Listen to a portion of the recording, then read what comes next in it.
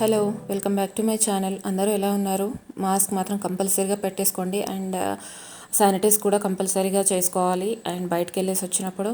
And ఇదొకటి మాత్రం కంపల్సరీగా మనం ఎప్పుడూ మైండ్లో పెట్టేసుకొని ఉండాలన్నమాట, even though after vaccination also. And ఇది వచ్చేసి ఈ వ్లాగ్ వచ్చేసి నేను మండే ఈవినింగ్ నుండి స్టార్ట్ చేశాను. మండే ఈవినింగ్ నేను మార్నింగ్ ఇంకో కర్రీ అండ్ ఈవినింగ్ ఇంకొక కర్రీ ప్రిపేర్ చేద్దామనేసి చేస్తున్నాను. అండ్ డైలీ టూ కర్రీస్ అంటే చాలా తలనొప్పిగా ఉందండి. అండ్ దట్టు సమ్మర్ కాబట్టి చాలా ఇబ్బందిగా ఇబ్బంది ఫేస్ చేయాల్సి వస్తుంది కిచెన్లో. అండ్ దాంట్లో ఇంకా నేను ఈ క్లస్టర్ బీన్స్, చిక్కుడుకాయని కట్ చేయడం అనేది చాలా టైం బీయింగ్ అనమాట. సో తీరిగ్గా అలా అన్ని పనులు చేసేసుకొని స్టవ్ మీద రైస్ పెట్టేసి ఇలా చిక్కుడుకాయలు కట్ చేస్తూ ఇంకా మోనుతో టైంపాస్ చేస్తున్నట్టుగా చూస్తూ వర్క్ చేస్తున్నాను అనమాట.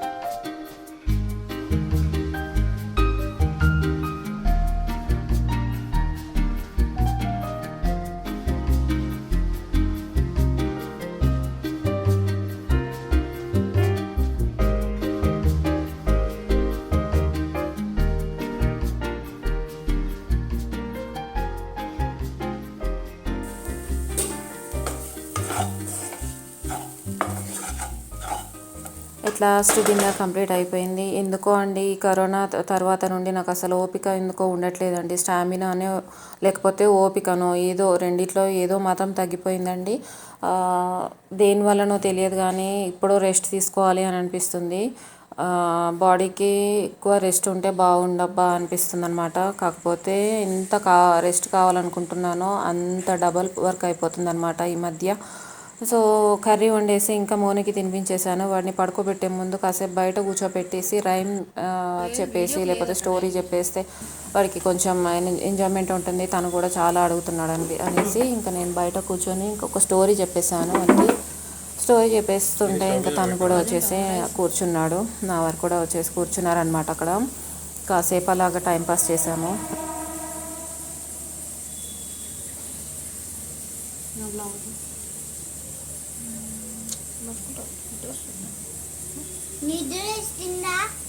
సరే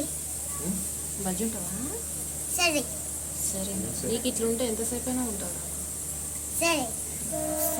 ఏం సరే సరే అంటే వస్తున్నట్టు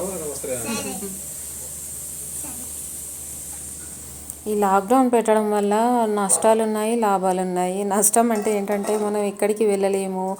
మనకి ఏంటంటే యాజ్ ఎ హ్యూమన్ బీయింగ్స్ మనం బయటికి వెళ్ళి కొన్ని వర్క్స్ అలాగా షాపింగ్కో లేకపోతే ఏదైనా చూసి రావడానికో లేకపోతే ఎవరైనా రిలేటివ్స్ ఇంటికో అట్లాగా వెళ్తూ ఉంటాము. మనకు అనిపిస్తూ ఉంటుంది, వెళ్ళాలనిపిస్తుంది, కొంచెం ఫ్రీగా అనిపిస్తుంది. ఇక్కడికి వెళ్ళకున్నా కూడా బయటికి వెళ్తే ఏం లేదులే, ఇప్పుడు అన్ని షాప్స్ ఓపెన్ ఉంటాయి, అన్నీ అందుబాటులో ఉంటాయి అనేసి మనం అనుకుంటాం.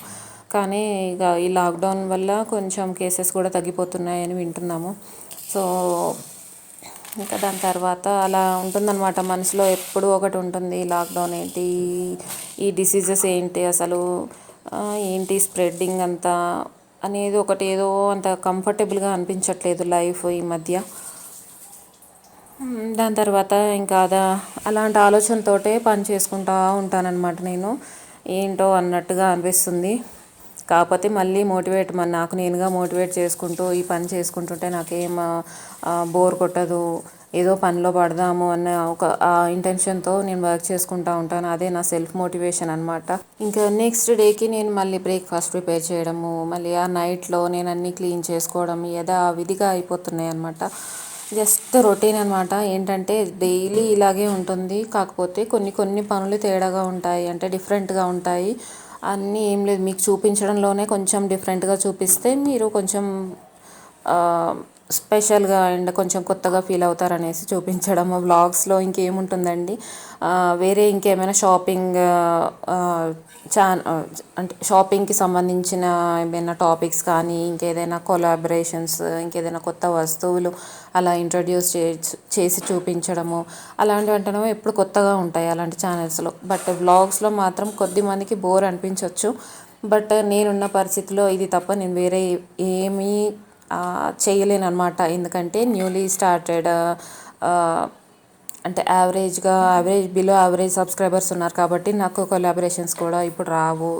అండ్ వ్లాగ్స్ తప్పించి ఇంకా నేను వేరే ఏం చేయలేను. అండ్ నేను ఇంకేమైనా స్పెషల్గా చేస్తే మాత్రం మీతో షేర్ చేస్తున్నాను. క్రాఫ్ట్స్ అంటే అవి ఛానల్స్ అంటే కొంచెం క్రాఫ్ట్స్ అంటే ఫుల్ ఫ్లెడ్జ్ నాలెడ్జ్ ఉండాలి. యావరేజ్ నాలెడ్జ్ ఉంటే నడుస్తుందో నడవదో అదొక డౌట్ అనమాట. సో ఆల్మోస్ట్ నేను చేసిన క్రాఫ్ట్స్ చాలానే ఉన్నాయి ఇంట్లో. ఏంటంటే నేను పేపర్స్తో చేసిన బాస్కెట్స్, థ్రెడ్స్తో చేసింది, అంటే రోప్స్ ఉంటాయి కదా వాటితో చేసిన బాస్కెట్స్, ఇలాంటివి ఎందుకో నాకు కొంచెం ఇంట్రెస్ట్గా ఉంటాయి. సో పోన్లే ఏదో ఒకటి చేసినప్పుడు మాత్రం మీతో షేర్ చేసుకుంటున్నాను ఈ వ్లాగ్స్తో పాటు అని అనుకుంటున్నాను అంతే. ఇంకా అంతకుమించి ఇంకా వ్లాగ్స్లో స్పెషల్గా ఏముండదన్నమాట. పిల్లలు, పేరెంట్స్, ఇదే కుకింగ్ ఇదే ఉంటుందన్నమాట. సో ఈలోపు ఇంకా నేను కిచెన్ అంతా క్లీన్ చేసేసాను, అంతా మీతో చెప్తూనే ఇంకా ఇదంతా క్లీన్ చేసేసాను అనమాట. నైట్ టైం అట్లా క్లీన్ చేసి పెట్టేస్తే నాకు నెక్స్ట్ డేకి చాలా పీస్ఫుల్గా అనిపిస్తుంది. మళ్ళీ మార్నింగ్ కిచెన్లోకి రాగానే ఇక్కడ మీకు ఏం చూపిస్తున్నానంటే ఒక టిప్ అనమాట. మీరు ఇష్టమైతే ఫాలో అవ్వండి, కంపల్సరీగా యూస్ఫుల్లే ఉంటుంది ఈ టిప్. ఏంటంటే బడ్జెట్లో కూడా మనకి అందుబాటులో ఉంటాయి అన్నమాట ఇట్లాంటివి. ఏంటంటే మీరు హండ్రెడ్స్ 120 130 పెట్టేసి అట్లా నాన్ ఓవెన్ క్లాత్స్ తీసుకొని రోల్స్ తీసుకొనేసి మనం కిచెన్ క్లీన్ చేస్తూ ఉంటాం కదా. అంటే నాన్ ఓవెన్ కిచెన్ రోల్స్ అని దొరుకుతూ ఉంటాయి, క్లాత్ రోల్స్ అనేసి. అవి ఒక 20 టైమ్స్ వరకు వాషబుల్ అనమాట. అంటే వాష్ చేసేసి యూజ్ చేసుకోవచ్చు. సో అలా అవి అంత కాస్ట్ పెట్టి కొనడం ఎందుకనేసి నేను ఇంకా అవి దొరకలేదనమాట, ఆ మధ్య దొరకలేదు షాప్కి వెళ్తే. సో ఏం చేయాలబ్బా, నాకు అదేమో వాటితోటే క్లీన్ చేయాలనిపిస్తుంది. సో నేనేం చేశానంటే క్లాత్ బ్యాగ్స్ ఇస్తుండ్రు కదా, సో ఆ క్లాత్ బ్యాగ్స్ని స్క్వేర్ షేప్లో చక్కగా కట్ చేశాను, హ్యాండిల్స్ తీసేసాను అండ్ అన్ని చుట్టుపక్కల అంతా కట్ చేసి స్క్వేర్ షేప్లో కట్ చేసి పెట్టేశాను. ఇవి వాడితే సరిపోదా, అవి సేమే కదా, ఇది కాకపోతే అది కొంచెం సాఫ్ట్గా ఉంటుంది, ఇది కొంచెం స్టిఫ్నెస్ ఉంటుంది, పోన్లే అది వాష్ చేస్తుంటే సాఫ్ట్ అయిపోతాయి అనేసి నేను ఈ ప్లాన్ వేసాను అనమాట. చాలా చక్కగా యూస్ఫుల్ అవుతున్నాయి అనమాట ఇవి, వాటికంటే ఇవే బెటర్ అనిపిస్తున్నాయి నాకు. సో ఇవి మనం చాలా బ్యాగ్స్ ఉన్నాయన్నమాట నా దగ్గర. ప్రీవియస్ బ్లాగ్ చూస్తే మీకు తెలిసే ఉంటుంది, చాలా బ్యాగ్స్ మిగిలిపోయాయి. సో ఇవే నేను కట్ చేసి ఇంకా వైపింగ్కి వాడుకోవచ్చు, కిచెన్ కౌంటర్స్ లేకపోతే ఇంకేదైనా సర్ఫేసెస్ క్లీన్ చేసుకోవడానికి ఇవైతే బెటర్ అనేసి నేను అనుకున్నాను. సో చాలా బెటర్గా ఉందండి వీటితో వర్క్. అండ్ ఏమన్నా మురికి అంటినా అండ్ ఏదైనా మరకలు అంటినా కూడా ఈజీగా పోతుందన్నమాట సోప్ పెట్టి వాష్ చేస్తే. సో చూసారు కదా, ఇదొకటి నేను ఇక్కడ వాష్ చేసి అక్కడ ఆరేస్తానమాట. వితిన్ మినిట్స్లో ఆరిపోతుంది. అండ్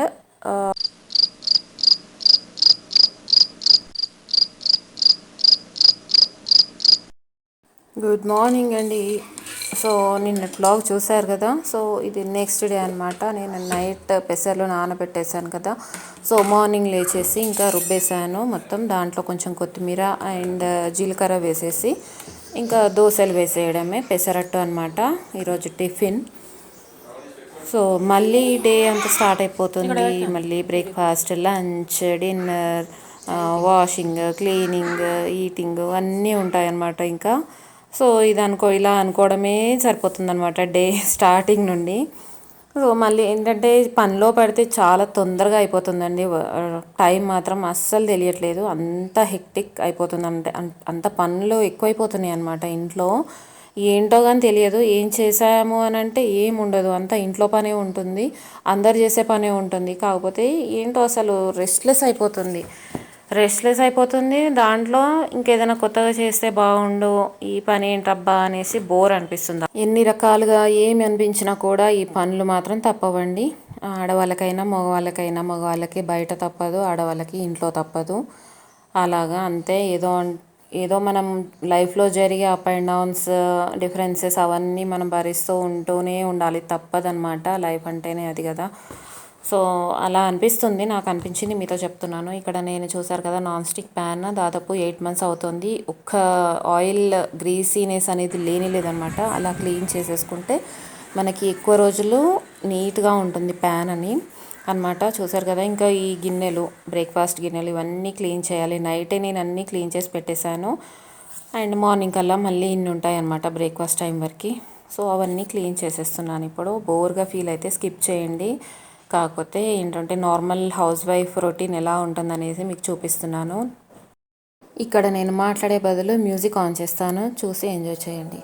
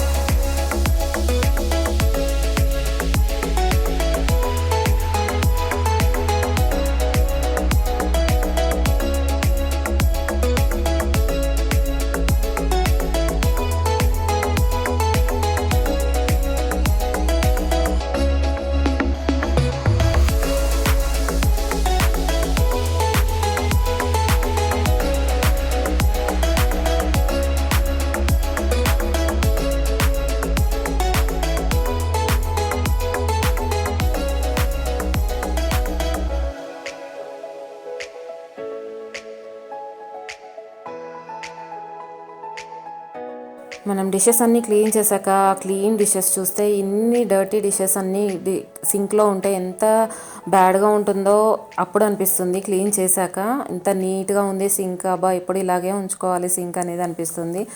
సో అలా మనము సెల్ఫ్ మోటివేట్ అవ్వాలన్నమాట, హోమ్ మేకర్స్ మాత్రం కంపల్సరీగా.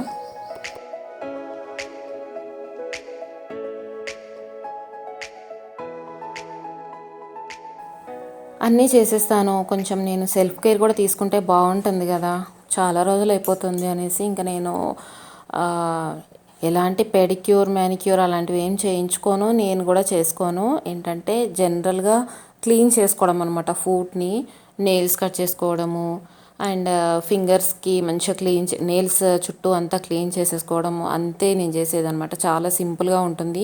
ఇక్కడ నేను తీసుకుంది ఏంటంటే ఫుట్ కేర్కి నేను తీసుకుంది ఏంటంటే టూత్ బ్రష్ ఒకటి పాతది అండ్ కొబ్బరి నూనె తీసుకున్నాను అండ్ నెయిల్ కట్టర్ తీసుకున్నాను. ఈ మూడింటితోటే నేను క్లీన్ చేసేసుకుంటాను ఫుట్ని, నా ఫింగర్స్, నా నెయిల్స్. అప్పుడే నాకు ఎందుకో అవే నచ్చుతాయి. అండ్ లోషన్స్ ఇవి అవి ఏం వాడను అనమాట. కొద్దిగా లోషన్స్ వాడితే స్మూత్నెస్ ఇస్తుంది, బట్ ఎల్లకాలం వాడడం అంటే కుదరదనమాట. మామూలుగా మిడిల్ క్లాస్ హౌస్ వైఫ్స్కి అలా అవన్నీ కుదరదు. అది ఏంటంటే ఇంకొక లెవెల్ మెయింటైన్ చేసే వాళ్ళకి కుదురుతుందేమో, కానీ నా విషయంలో మాత్రం అస్సలు కాదండి. నాకు ఉండే వర్క్స్ చాలా చాలా ఉంటాయి, అన్నీ ప్రతి ఒక్కటి నేనే చేసుకోవాలి కాబట్టి ఈ క్రీమ్స్ ఇవన్నిటి మీద నేను దృష్టి ఎక్కువ పెట్టను. అయినా కూడా బాగుంటాయి ఫింగర్స్ అవన్నీ కూడా. నేను ఇలా చేసుకోవడం వల్ల నాకు ఎలాంటి డ్యామేజ్ కానీ అలాంటివి ఏం జరగలేదు. నా ఫింగర్స్, నా నెయిల్స్ చాలా హెల్తీగా ఉంటాయి. అండ్ ఇక్కడ నేను నెయిల్ కట్టర్కి ఓపెనర్ ఉంటుంది కదా, ఓపెనర్తో నేను నెయిల్స్ చుట్టూ మొత్తం అంటే గోరు చుట్టూ మొత్తం క్లీన్ చేసేసుకుంటాను. అంత డర్ట్ ఏమైనా ఉంటే దాని తర్వాత టూత్ బ్రష్తో మొత్తం ఇట్లా బ్రష్ చేసేస్తాను అనమాట. దాంతో సన్నది ఏమైనా ఉంటే పోతుందనమాట, ఫైన్ డస్ట్ లాంటిది ఏమైనా ఉంటే పోతుంది. దాని తర్వాత మంచి మాయిశ్చరైజర్ కోసం నేను కొబ్బరి నూనె బ్రష్తో రాసేస్తాను. సో ఇది చాలు, నా ఫుట్ కేర్ ఇది చాలు ఈ రోజుకి అని అనేసి అనిపించింది. నేను ఎప్పుడు నా జీవితంలో నేను మ్యానిక్యూర్ పెడిక్యూర్ చేయించుకోలేదు. అండ్ దానివల్ల ఎలా ఉంటుందో కూడా నాకు తెలియదు, కానీ ఇట్లా చేసుకుంటే మాత్రం పర్వాలేదు, ఇలా కూడా హెల్దీగానే ఉన్నాయి నా నెయిల్స్ అని అనిపిస్తుంది. హోప్ మీకు ఈ వ్లాగ్ నచ్చింది అనుకుంటున్నాను. నచ్చితే తప్పకుండా సబ్స్క్రైబ్ చేయండి, లైక్ చేయండి, షేర్ చేయండి, కామెంట్ చేయండి. Have a nice day.